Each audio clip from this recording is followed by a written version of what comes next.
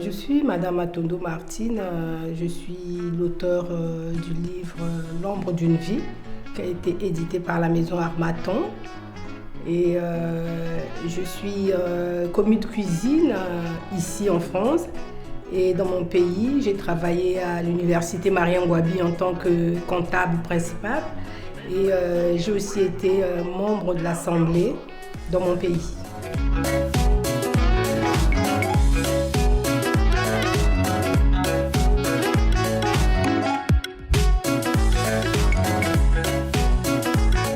Mon livre, il faut le lire parce que c'est un livre qui vient rappeler des choses que les gens n'ont pas connues, ceux surtout de cette nouvelle génération.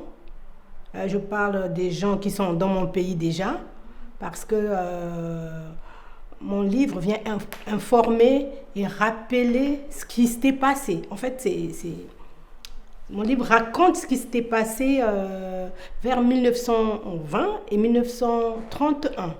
Donc, il y a des personnes qui n'ont pas été là, moi-même par exemple, mais donc j'ai écrit pour informer.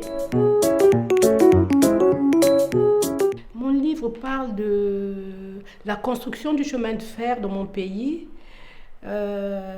plus précisément de la période où le colon a envahi mon pays, si je peux le dire comme ça.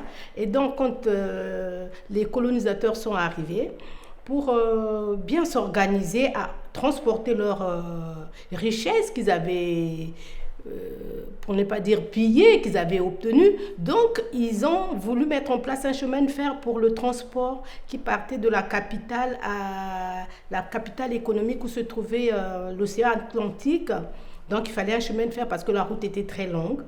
Et donc, pour ce chemin de fer, ils ont utilisé des personnes qui n'ont pas été rémunérées, qui n'ont pas été nourries, qui n'ont pas été soignées.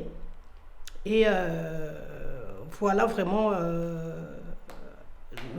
vrai problème qui m'a poussé à écrire ce livre parce que c'était juste pas supportable.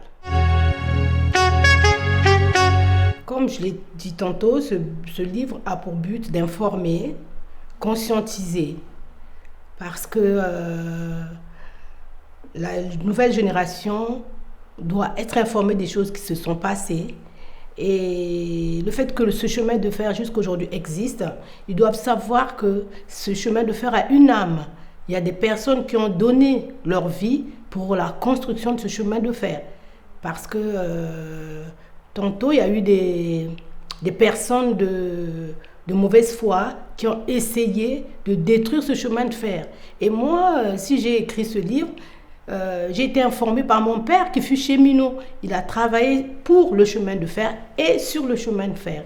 Et donc, la génération d'aujourd'hui doit savoir ce qui s'était passé et doit comprendre que les choses sont sacrées.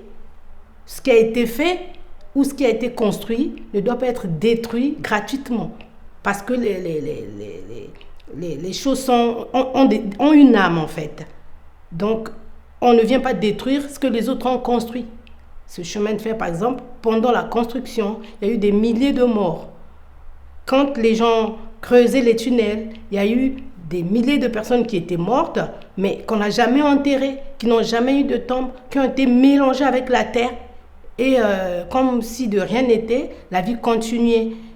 Mais la nouvelle génération, comme ils n'ont pas cette information, pour eux, le chemin de fer, c'est juste un chemin où le train passe. C'est juste une voie ferrée. Mais ce chemin de fer a une âme. Moi, quand je vois ce chemin de fer, je ne le regarde pas comme un chemin de fer. Je me dis, c'est sacré. Voilà la raison.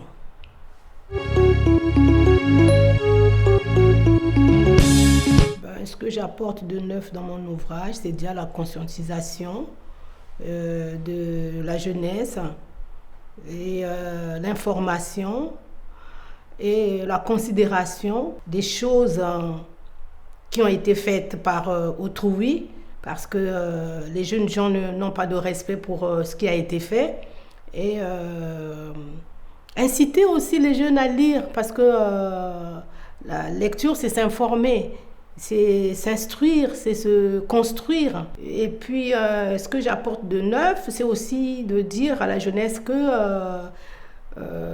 on ne s'arrêtera pas à s'informer ni à informer parce que c'est ça qui crée l'être que nous sommes.